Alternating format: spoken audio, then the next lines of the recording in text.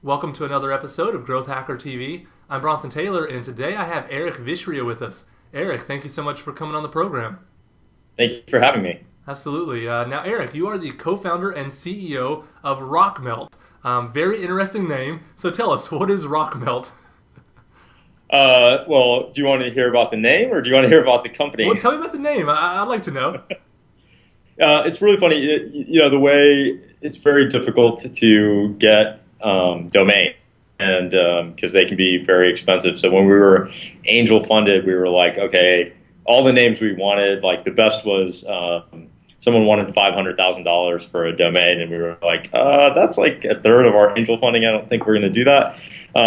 So we ended up looking for different words that we liked that just like fit together, that didn't necessarily mean anything, but would be memorable and easy to spell. And we liked the word melt, but we felt like it was soft. So we combined it with something hard. So we tried like diamond melt, shark melt. We ended up with the rock melt, and we were able to get the domain. And then we got the logo, original logo. And we bought the domain for $12. So that's Wow. how we ended up with the name That's RockMelt. great. Not too glamorous, but kind of fun. Well, that's nice because, $12 for a domain when it's two words, easy to spell, four letters each. I mean, that's the way to go. Yeah, exactly. So it ended up, a lot of these things when you're building a company is a decision about where to spend your money, right? And, there are counterexamples. I know Mint and some others spent a lot of money on their domain, and there's certainly value in that. We found we kind of went in the opposite direction to some degree. No, that's great. So tell us, what is this rock melt? Yeah. So RockMelt it's a social network or community to find, share, discuss the best stuff on the web, the funniest stuff, the cutest stuff, the most interesting stuff, the most informative stuff, and that kind of evolved out of how do we reinvent the web browser, how people browse the web. Mm-hmm. And the more and more we looked at that, we realized that the web is so ginormous that it is difficult to find the good stuff. Mm-hmm. And so with all of our technology and both in the kind of back end and on the front end, we realized we could deliver an experience, a social experience, which actually allows people to surface that stuff in a much more effective way. Yeah, and when I was doing research for this interview, I used RockMelt, and I was just going through kind of the paces, seeing how it works. And I wasn't really thinking it was going to be great because I just don't need curation in my life. Like I already have my channels. I already have my, my blog readers over here. I have, the sites I go to over there. And I started using it, and it's a really good experience. Like it's a good way to read news. It's a good way to save things. It's a good way to share things. And then last night, me and my wife are laying in bed, and I'm using it to look at funny stuff because I'm just wanting to kind of unwind. So I click the LOL, and I'm just looking at these really funny things. And I found a puppy dog that looks like Chewbacca, stuff like that on there. And I was like, wow, this is like, I was using it for research, and now here I am being sucked into that world, like, not for research because I'm actually using it. So it's a solid product. I mean, the design looks good, the functionality's there. I think you guys are onto something. But you guys have actually kind of reinvented yourself. You didn't begin as this social collaboration, curation of the web. What was RockMelt originally? Yeah, so actually, it's a great question. We started the company to reinvent the web browser for how people use the web today. And it was really, we started at the beginning of 2009. It was desktop web browser built on Chromium. And the kind of idea was, what if the browser was more than a dumb window where you enter a URL and it takes you somewhere? What if the browser actually understood the type of content that you liked, who your friends were, and enabled you to discover content easier and interact with your favorite sites better? And so that was where we started. And what we found, so kind of in parallel to us starting the company and growing and building out that platform, what we found was the thing that really, really worked, that people loved about the product, was finding content. Like, it changed the way they navigate. So our users on the desktop, they used bookmarks less, they used URL entry less, they actually used search less. Wow. Because their favorite sites and their friends were built right into the product, and that was how they were getting content. And so as we were thinking about what the mobile experience looks like, and what should this look like on the phone, what should this look like on the tablet, we realized you really don't want to open up an empty window on your phone or tablet and use a clumsy keyboard to enter a URL. Like, that's a great experience. It's a really bad experience. It's slow, it's cumbersome. And so we have all this information about what you like, and so we can say, hey, Bronson, these are the sites you like based on your patterns. This is other content that you may like, and then this is content from your friends, and we can weave all together in a beautiful experience. So as soon as you open your phone or your tablet and now back on the web, you immediately get content that is personalized and relevant to you, and in a fun, lightweight way to interact with it. Yeah, is that one of the takeaways of kind of growing a startup, is that find the feature that's actually being used and then zero in on it and make that more of the product and just letting the users inform you? Yeah, I actually think that is really important. So we have this philosophy, the way we think about it is we look at what we've built. So you have a theory, right? You have to have a theory. You have to have a higher level vision. And the kind of highest level guiding principle is we want to make it easier to navigate, and I use the term broadly, the web, right? The web is, in my view, the web is the greatest collection of information, knowledge, entertainment in the history of humankind, and we wanted to make it easier for people to navigate that.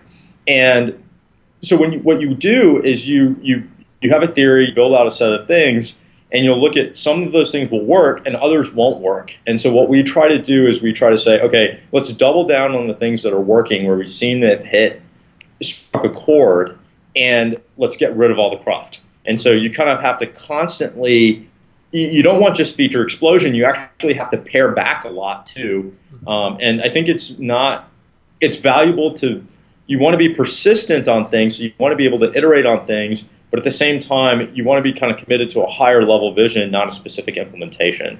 And that's, I think, one of the big lessons at a startup is the flexibility there. Yeah, no, that's great advice. Now, it seems like there's a number of trends that really converge, which work in favor of RockMelt's new direction. And I want you to talk us through some of these trends. And I think they're trends. I don't think they're fads, but you can tell me. Because I think the people watching this, they're going to be able to learn some things that will help them grow their own startups. So one of the first things is I want you to tell us, how important is mobile for content? Because you're on the bleeding edge of content. How important is mobile for that kind of thing?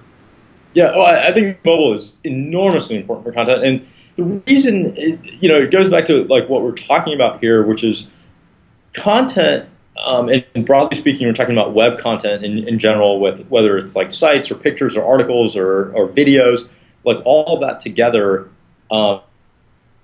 What's happening with mobile is that is becoming a primary entertainment portal. And I use, again, entertainment means news, information, and what we think of as traditional entertainment.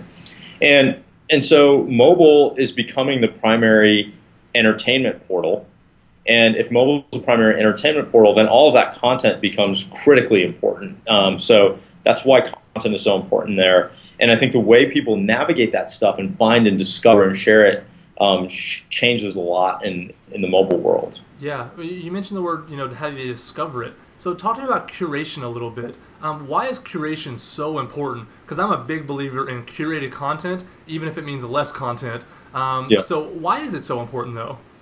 Well, actually, so you and I might actually have a little bit different perspectives on it. So I actually think that on the one hand, the web has gotten so big and there's so much content out there, it's very difficult to find the good stuff. There's a lot of garbage out there too, and so curation is important. And again, you're using curation broadly because it actually allows you to find the good stuff and not waste your time sifting through a bunch of garbage. Yeah.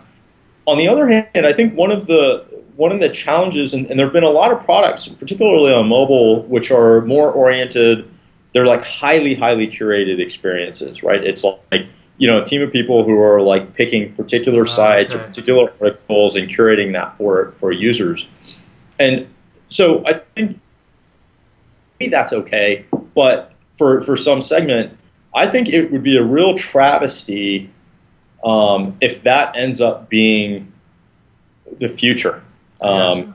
And the reason I say that is every one of us is different. And the web is so large that, and there's so much content out there that any manually human curated experience is going to be very limited in terms of what subsegment of the web people get exposed to, what perspectives people get exposed to, the type of information people get exposed to. And so that's very scary to me, because I feel like the thing that's amazing about the web is you and I, we could both start on the same Wikipedia page, and I guarantee you in 3 minutes we'll both be in radically different places, right? We'll each have followed our own path of discovery.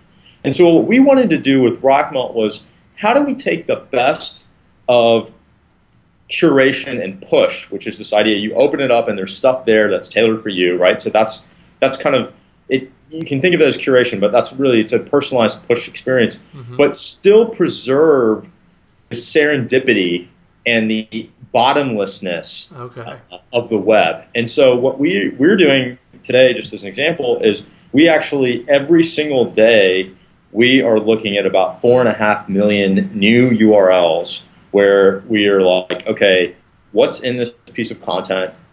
And many of these things are very obscure things from the depths of the internet, and we're trying to figure out which people is this particular piece of content applicable to, like who might be interested in this. And so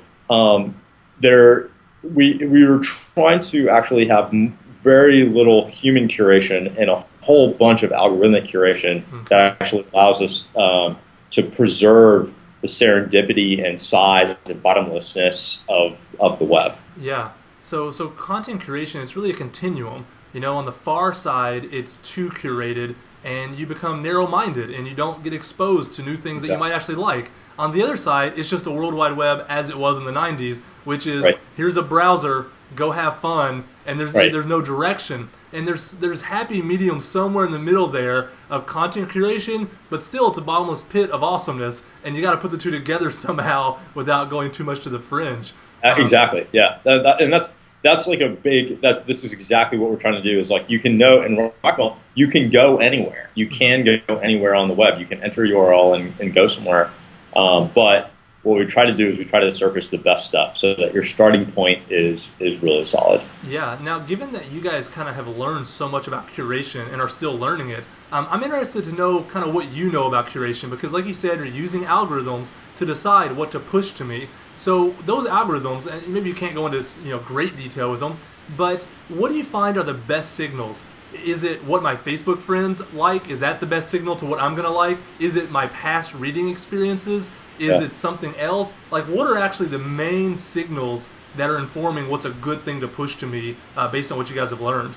Yeah, that's a great question. So we think of there are 3 sets of signals. So the first set is social signals. So social signals are, this is content that your friends want you to see, right? They share it on Facebook, they share it on Twitter, they share it within RockMelt. You said you lulled something last night, like that's all social content. So it's content your friends want you to see. The second set of things is what we call explicit content. I don't mean explicit in the pornographic sense. I mean explicit in the, there's probably a set of sites that you like. You want to see content from wherever, right? You want to see content from BBC every day. You want to see content from certain tech blogs every day, certain design blogs every day, but you want that content. So that's explicit content. Now, I think the way things have worked largely today has been, you have your explicit stuff and you have your social stuff, which gives you a little variety, and hopefully your friends expose you to new stuff. The third area is where things start to get pretty interesting for us, and that's what we call implicit stuff. Implicit content is content that your behavior implies that you would like. So we are actually trying to understand, hey, what is the kind of content that you typically share? What is the type of content that you typically spend a little extra time dwelling on? And based on that, we try to find other content from other sites that you may or may not be familiar with, probably not familiar with, and push that to you too. So it's really this combination of social, explicit, and implicit stuff weaved together. And just to just to give you one kind of further example on that, let's say that you tap on something about the latest design on Windows 8 applications, for example. Mm-hmm. One of the things that we'll try to do, so it's from a source that you know you like, it's about this topic. When you scroll to the bottom and look at that in RockMelt, we'll actually show you other content from other sites that is related to that same topic. And so that's often where you get exposed to, like, oh, so you just told us by tapping on it that you're interested in design trends for Windows 8 in this example. Then that actually tells us something where we can be like, okay, so now let's surface additional content about design trends in Windows 8 that you might be interested in, and you'll find sites, authors, places, content that you didn't even know existed, but that was like right in line with your behavior. Yeah, I didn't know it did that, but I'm glad because I want to go try it now because Yeah. I like discovering new things within reason of what I'm already focused on. That's great. Let me ask you this: with those signals, you kind of have the social, the implicit, the explicit. Have you guys found that one of them is far and away the better signal for what people are actually going to enjoy, or is it just really a mix? It's about a third each way. How do you guys see that? Yeah, it really depends. This is where it varies by individual. So some people are kind of more creatures of habit, and they want to have like their explicit stuff and maybe a little social and not very much implicit. And then there are other people who really are the discovery aspect of things is very important to them, and so that's a different set of people, and they try to do things. So we try to dynamically adapt based on what we see in a person's behavior. Oh, so you actually do dynamically adapt the algorithm based on the individual user, and you kind of slide the scale, lets things be more weighted or less weighted.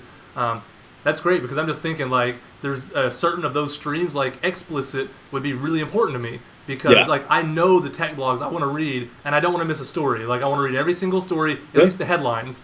Other places I'm interested but not as interested. So that's really cool to know that it adapts. It gives me a reason to keep using it, so it'll just keep learning and getting better. Yeah, exactly. Yeah, The more that's you cool. use it, yeah. Yeah. Now another kind of trend is just readability. It's received a lot more attention since we've started transitioning to these smaller devices, and it seems like that's an area that RockMelt is innovating in. Would you agree with that? Is that something you guys are really pushing there? In by readability, do you mean just like surfacing the content in a way that's optimized for the device? Yeah, like it feels right. When I'm on it on an iPad or an iPhone, it feels like it was made for that device, when in fact it's just a blog that is not made for that device. You know what I mean? Right. Yeah, sure. Yeah, we do a lot of there. And it's actually, so there's kind of two parts to that. So there's the part that you see, and then there's the part that you feel. So what I mean by that is the part that you see is like, okay, the text is formatted correctly, it fits within the bounds. On a phone, it's a little bit smaller, or on an iPad, it's a little bit bigger. The lines wrap correctly, those types of things. And time on, and in terms of how we do extraction, how we like lay things out, so that it looks really good. But the second part of it is the part that you feel, and actually, I think that this may actually end up being the part that is more material over time. And that is, it has to be lightning fast. Like we are used to on our phones or on our tablets, like a lot more wait time than what typically happens on the web, like on a computer that's connected like on a hardwired connection. And so we have spent a lot of time on the performance, so that when you tap on something, bam, we show it to you right away. And there's a whole bunch of things that we do around that, not only with the text, but also with like how we do image transcoding, how we size images appropriately. So, for example, we understand the speed of your connection. We understand whether you have a Retina or a non-Retina device. We understand the size, and so that like rather than download a whole bunch of bits that would never get used, or download a whole bunch of bits on a slow connection like a 3G connection, we won't do that. So if it's a 3G connection, we're like, okay, downscale the image, and if it's an iPhone 4, we'll treat it differently than a 5, like those kinds of things. So there's a lot of tech in there, and I think that is it's important, and it ends up yielding a better user experience. Yeah, I'm so glad you went into some of that, some of the technology that you guys have created there because it really separates you. It helps the people watching this realize that RockMelt is not a feed reader with some social stuff. Like Right. it's anything but that. It's like once you use it, you realize that something is technologically happening here that's hard to do. And so you guys are really putting in some cool things there. Now, RockMelt's business model, as far as I can tell, correct me if I'm wrong, is really centered around publishers. Would you say that's kind of the direction you guys are going in now? Giving tools to publishers and then charging a fee for that somehow? Well, actually, to be honest, the way we are thinking about it right now is we're really focused on the user growth aspect of it. I think there are two potential, two business models that make direct applicability, like directly apply. One is some form of advertising in stream, like some form of in-stream advertising, which would make sense, and that could be publishers, but it could also be brands, other folks like built into the stream. And then the second one is search. So search, if you can, one of the ways to think about this is portal is it's an old word, but it is a modern day portal. It's a modern day, like, hey, you open this thing up and it's content that's directly related to you. Now, it doesn't look like anything like my Yahoo in 1998, but that's a lot of the benefit the value proposition is kind of similar. And so search is actually a tremendous opportunity there. Because sometimes you get there, and then sometimes you want to search for something specific, and that happens. But to be honest, like right now, we're really focused on the growth side of things and how do we grow the user base, and then I think those are two natural models that lay in. Yeah, I think you guys have such a great potential because as you're talking right there, it's almost like you can combine the business model of a Firefox, which makes money through the search, and you can combine that with Twitter, who makes in-stream ads. But Twitter can't do search, and Firefox can't do in-stream because there's no stream. But you guys are both, and the experience is good enough that it's like you're gonna get eyeballs. So I think you have some really cool things that you guys can do there to ramp those up. Tell me about the growth of it, because you said you've been focused on the user side of things. I don't know if you can disclose or how much you can disclose, but what kind of user adoption have you guys seen? Sure. So just to give you an idea of the time frame, we launched on iPad 6 months ago, on iPhone 3 months ago, and on web a month ago, and we have Android coming fairly shortly here. And so we haven't been in market that long, and they're kind of small, but we're closing in on a million users, about a quarter of which actually register and tailor their experience. And a lot who use it just the default experience, so that's kind of interesting. And what we've seen is like two now distinct step function increases in our growth rate. So as we went from iPad, which is obviously the smallest market, to iPhone, we saw like a step function increase in what the growth rate was. And then as we went from iPhone and we added on web, we saw another step function increase in what the growth rate is. And so that's kind of I just feel like that's a really interesting thing that everyone's aware of in terms of like what growth might look like for different people. Yeah. If you had to do over, would you reverse that? Would you do the web first and then go iPhone and then iPad? It's a great question. I think what I would maybe do first is do the iPhone first, or like basically do phones first.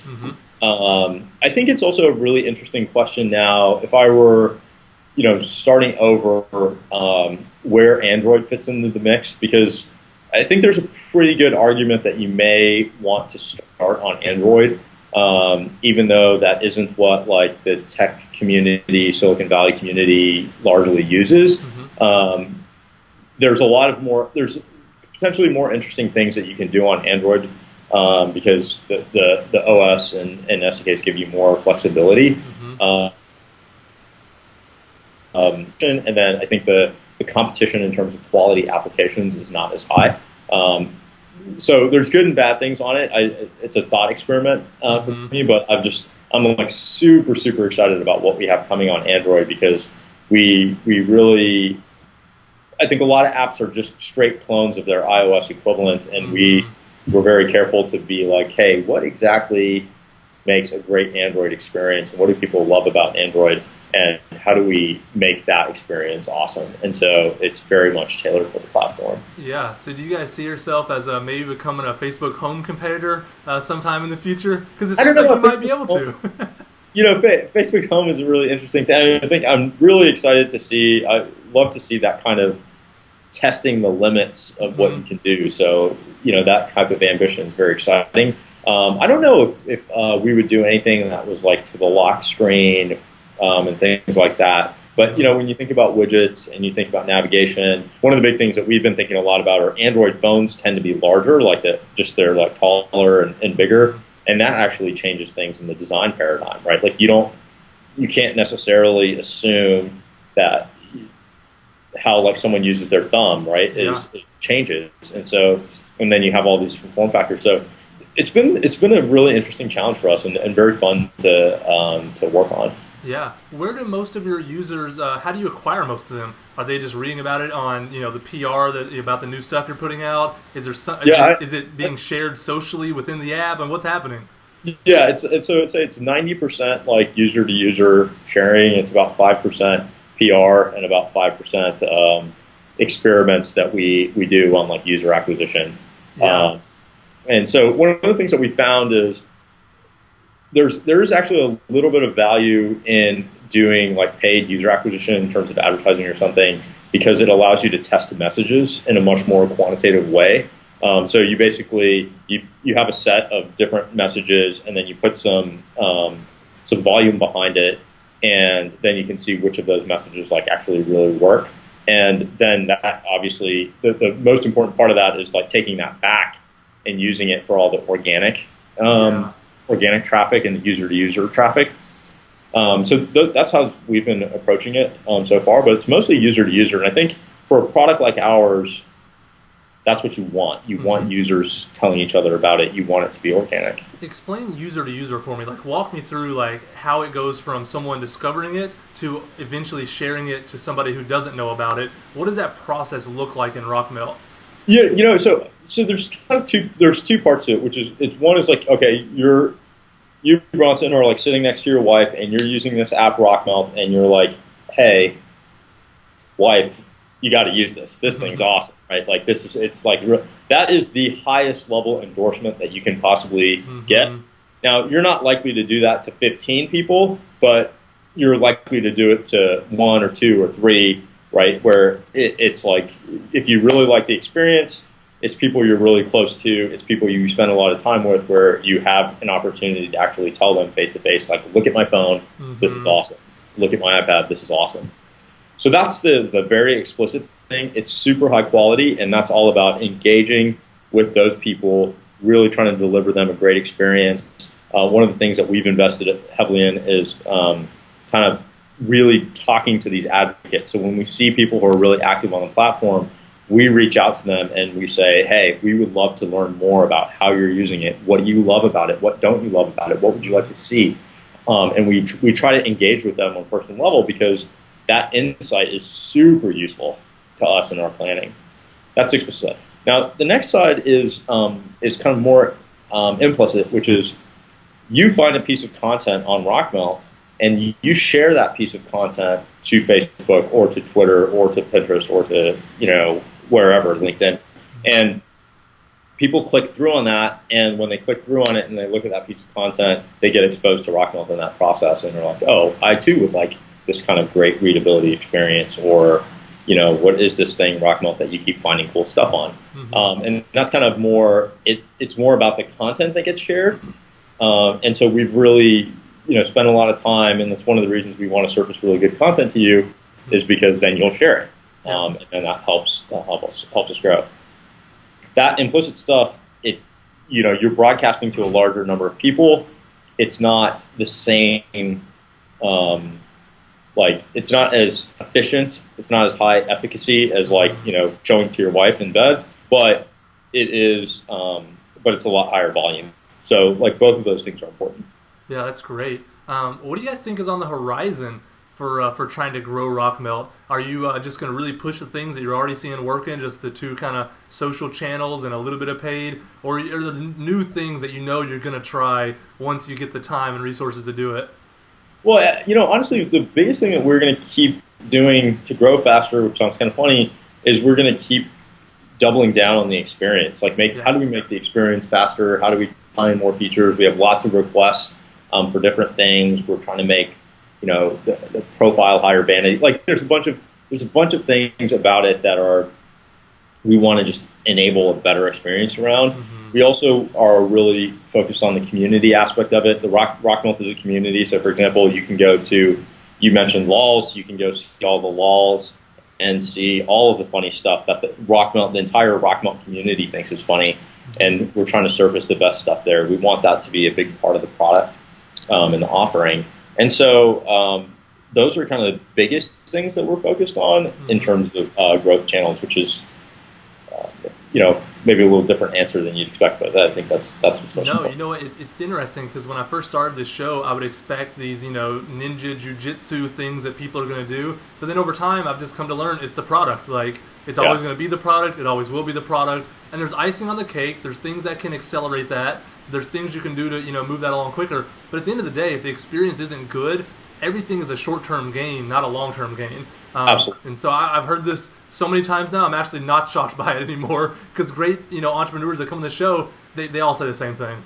So now, somebody once told me it's much less about like, you don't want to grow a vacuous bubble. So it's much less about like the top level growth rate and much more about how do you retain the people who try it. And that's something that we've kind of adopted. Yeah, absolutely.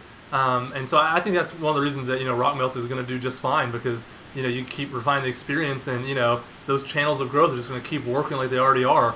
Now, before RockMelt, you were the VP of marketing for Opsware, kind of in a previous life, a different kind of company, a different kind of marketing, everything. Tell us real quick, what was Opsware? Because I want to get into that for just a second, because I think people might be interested in that. Yeah, so Opsware was what was called a data. We built data center automation software. Data center automation software was basically software that allowed enterprises to run their servers, networking equipment, and storage infrastructure in their data centers. And so it was an enterprise software company. We ended up getting bought by HP in 2007 for $1.65 billion. So it was a big business. It was an important market. And it was a totally different marketing exercise in a lot of ways. Yeah, well, tell me about that a little bit. Like, I'm trying to decide, or trying to figure out how different is it marketing something that's so B2B, so tech-driven, as opposed to something like RockMelt, which is just pure consumer, Like, how different is it being a marketer? Because I know you're the CEO now, but you're still a marketer. That never leaves you. Sure, yeah. Yeah, it definitely doesn't. So I would say this. At the highest level, what you're doing is you're trying to communicate your value proposition to the buyer being either the enterprise or the consumer who's trying to use your free product. So like, it's at the highest level, it's the same kind of exercise where that's what you're trying to do. All of the tactics underneath that are different. In terms of like, what are the different avenues that you use? How do you get that message out? What are the things that are important to people? It's also very different when you're spending money on something versus you're trying to get someone to try a free product. There's actually very little. I mean, there are good things and bad things with both, but like those are really different. Yeah. So I'd say the specifics are different. The highest level is very similar. Yeah, there you go. And so the highest level is communicating your value proposition. Below that, there's a million ways to do it, and they don't overlap. Yeah, exactly. They don't overlap very much at all. That's great. Well, thank you for going into that just a little bit. Eric, this has been a great interview. I just have a couple final questions here for you to close out with. The first is this: seeing what you see about publishing, because you're there, at the bleeding edge of it, but you're not a publisher. You're curating it. You're not just another Huffington Post. You're doing something much bigger than that. Would you ever recommend that a startup get into the publishing business? Because you see the stream of so many articles being written every day. It's so crowded. It's so competitive. I mean, you exist because it's so competitive. If it wasn't that competitive, RockMelt wouldn't have a leg to stand on. Would you ever recommend that startups go start a publishing platform? Actually, I'm not going to say I don't recommend it, because I think the companies, if you look at the companies that have started more recently that are all new age, like Huffington Post you mentioned, but also things like Bleacher Report in sports or BuzzFeed or Business Insider. Like I think all of those properties seem to be doing like reasonably well in terms of attracting audiences, and monetizing, and kind of building out some value. So I actually think there might be, if you just come in with a completely new age mentality, we're not doing print, we're gonna like focus on an online audience. We understand how to build the audience. We understand the social things about them. They're actually, it could be interesting, and people could do really cool stuff on it. But it's definitely an area that's like really ripe for new ideas and new innovation, and it's super competitive, like you said. Yeah. No, that's good. I was just wondering what your take on it is. And I feel kind of the same way, Like I look at something like Pando Daily, and it's such high quality. It's not, super new from a technology standpoint, but it's new from a quality standpoint, Yep. I think about Bleacher Report. I think about, BuzzFeed. Like, like those things have legs. They work, but they're doing something slightly different somehow, some way. They have a unique, kind of advantage. So I think that's good advice. Don't just start another blog. Like start something. Yeah. It can be content. Yeah. No, that's good. Well, last question here. What do you wish that more startups knew about growth and marketing that they usually miss? You have a chance here to talk to all these people that want to be like you when they grow up. So what do you not want them to miss? It's very hard. I think everyone, like, you hear the success stories, like the crazy growth that a few companies, like right now, for example, the messaging apps on mobile are blowing up, and their numbers are like through the roof and things like that. But I just think that the press and the stories that these companies tell, they're all like these like massive top level numbers, but the truth really isn't that, because the retention is so low, or whatever the case may be on these like different things. So don't get discouraged if you're not seeing what you want to see. Keep going back to what are the people who are using it loving about it? What do they like? How do we remove friction for new people trying it so that they understand that value proposition faster, so that they actually kind of internalize what that value is faster? So you want to remove friction, get it there, and then remove the cruft. And if you keep iterating on that in that cycle, I feel like you'll get to a really good place. That's awesome. Well, Eric, again, thank you so much for taking time out of your schedule, coming on our program, talking about RockMelt, talking about how you're acquiring and retaining users, and just all the stuff you've learned about growing a startup. Thank you so much for having me. I really appreciate it. It was fun chatting.